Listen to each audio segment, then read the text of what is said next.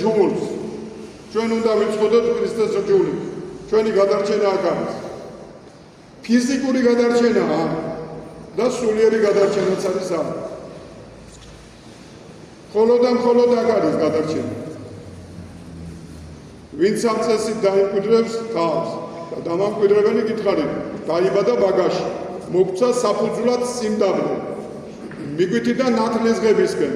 მიგვიყვანა იქამდე და ნათლისღებით დაგვაწყებინა მოთმინებით მორჩილებით და სიყვარულით ცხოვრება და გითხრა რომ ამის გარდა კიდე საჭირო არის სინამდვილე იმიტომ რომ მოვედით ჩემ დაყოლილი მაშვრალი და თვითმცემელი და მე გაგისვენო თქვენ დანგრეულები ვართ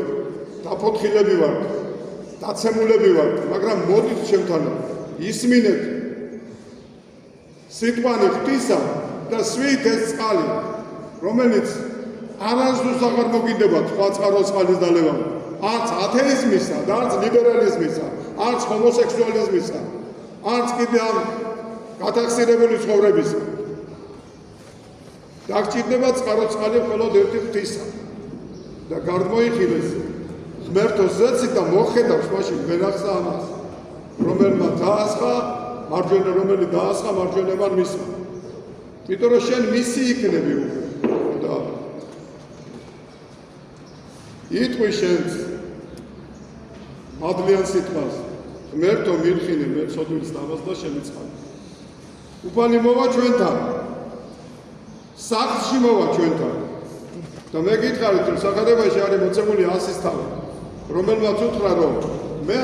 არა ვარ ღირსი შენ ჩემთან მოხვედი სახლში ისეთი ის თავისთავად ცნობდა ალბათ და ხედავდა რანაირი ცხოვრებითაც ცხოვრობდა და ავაზაკმა უთხრა მომიხსენე მე უყოლა ოდეს მოხვიდე სუფევითა შენი თავი პირველი იგი შეიყვანა სასუფეველში ასის თავმა უთხრა მე არა ვარ ღირსიო შენ სარკულსა ქვეშეში და ჩვენსა შემოხვიდეო შენ სიტყვა თქვიო და განიკურნება მონაჩემი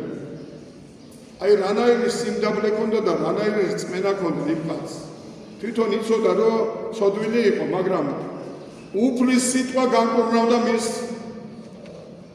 სახლს ეს წამდა და თავდაბლად მორჩილი იყო უფლისა აი ეს მაგალითიც მოგცა